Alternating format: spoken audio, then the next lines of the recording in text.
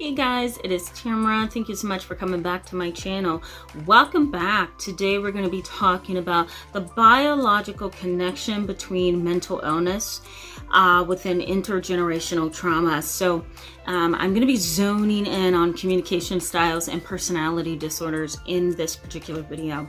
So thank you so much for coming back to my channel. For those who are subscribed and for those who are new, I encourage you to go ahead and hit that subscribe button so you can stick around with us and be a part of our growing and validating community. The benefits in today's video for you is that I'm going to be highlighting some of the genetic connection between personality disorders and intergenerational trauma, as well as communication styles and how that helps to perpetuate and transmit intergenerational trauma throughout the lifespan or throughout the generation. Either one. All right, so let's just go ahead and jump right on in. So when we talk about intergenerational mental illness, I'm really talking about how mental illness can be perpetuated throughout generations within a family. And I talked a little bit about this on Friday, I believe it was, where I highlighted 5 different mental illnesses that tends to have a really strong genetic component. So let's just start with the number one diagnosis that we all tend to talk about a lot, especially in regards to other people in our lives, and that's narcissistic personality. Can narcissism be transmitted throughout generations? Absolutely, and here's why. Research suggests that personality disorders have 2 components, right? There may be other components that causes personality disorders, but research suggests 2 main components. One is genes, and the other is environment. So if you're genetically predisposed within your family to have narcissistic tendencies or antisocial or sociopathic tendencies, you're most likely going to have some of the traits. But what helps the genes express themselves, right? What helps the genetic expression of narcissistic personality? Environment and social environment. So it depends on where you've been raised, the experiences that you have had while growing up and developing, right? The people that you hang out with or entertain yourself with, how you relate to other people, right? How you've learned to manage relationships. All of those things make a difference. So if you have somebody in the family line who had narcissistic personality, or they're functioning below, where they should be functioning as an adult, right? So in other words, they're very antisocial or they're very avoidant. That particular behavior can become transmitted through genes. Now, here's where it gets a little bit tricky. What happens if that person has a child and that child starts to exhibit the behaviors? Well, there's 2 things at play here. One is age, right? So we can't necessarily say that children are narcissistic because let's say they have a narcissistic parent. We can't say that quite because kids are in the process constantly of developing, right? So we can't really say that, but what we can say is the child has learned from the environment how to behave a certain way, how to see life, how to see other people, right?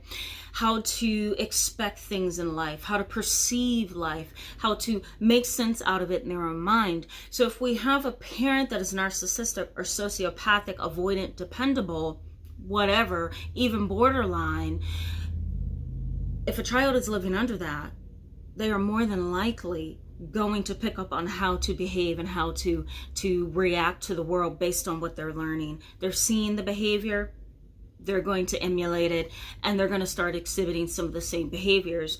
And does that strengthen genetic expression of the genes already inside?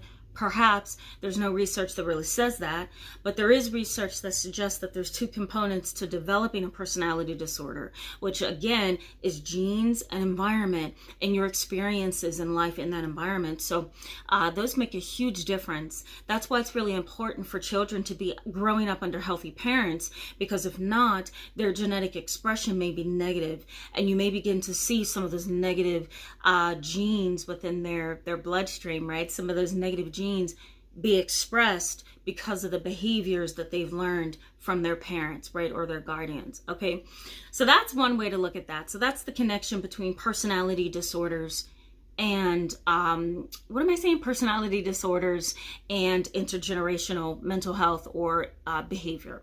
Okay. The other part of this is that there is a distinctive biological process that happens for people who have personality disorders within families. It's not always strictly biological. Again, it's learned.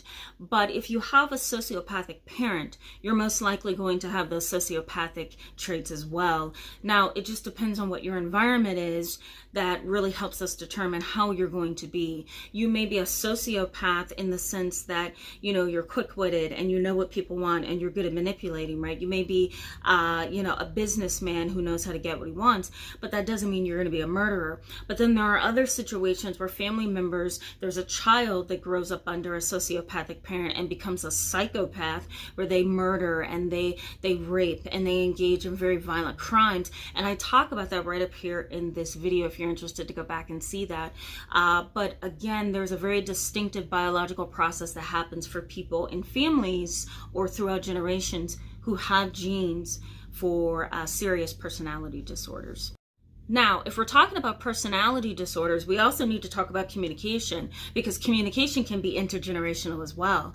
A family that never talks can be a family that never talks, right? A family in one generation that never really openly communicated can become, in younger generations, right, a family that never really talks. Communication is also a cultural thing, right? So Asians and Chinese people from that particular culture, they have a specific communication style. Native Americans and African Americans and Hispanics also have a different communication style, okay? So communication really is based on culture, it's based on social mores, and it's also based on genes within that family and communication styles and attitudes and behaviors in a family.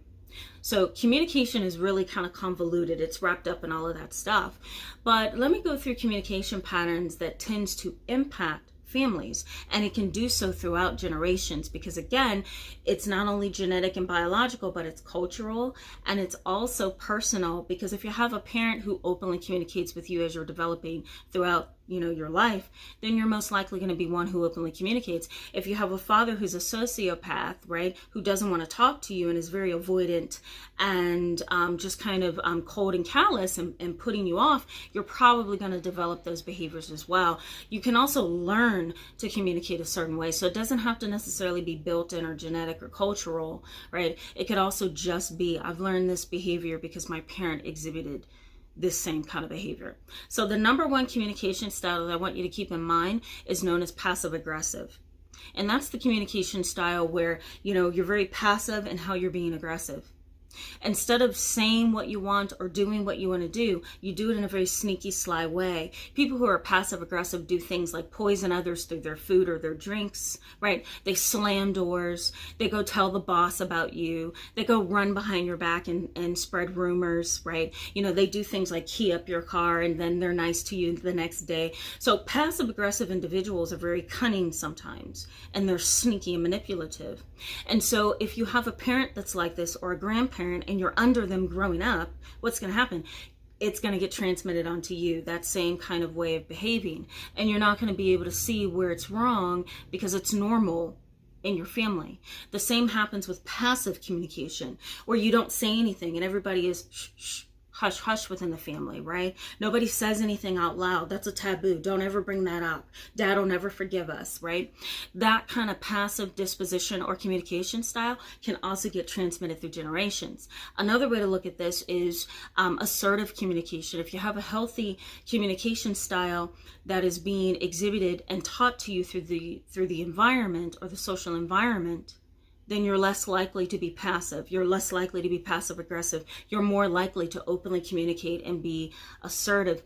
If you have a family history of anger management issues and intermittent explosive tendencies, right? Like just on the what am I trying to say? On a whim or a drop of the hat. That's what I'm looking for.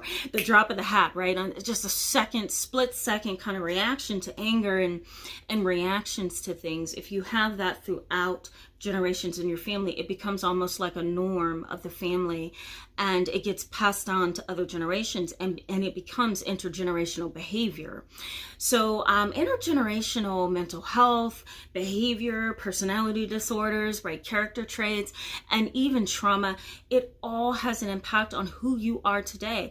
And I don't think enough of that information is spread about so that we can understand who we are, not as just individuals, but individuals within a family line, a family tree.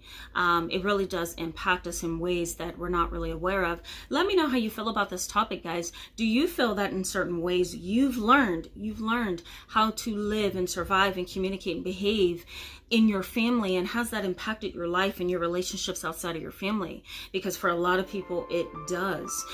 So let me know what you're thinking about this video and this topic in the comment section below. Thank you so much for being with me in this video today, guys. Go ahead and hit that subscribe button. It pushes us up in the search results so that other people have access to what we are doing and what we're learning. So please give this video a thumbs up. It really does mean a lot to the channel. Thank you so much, guys, and I'll see you in the next video.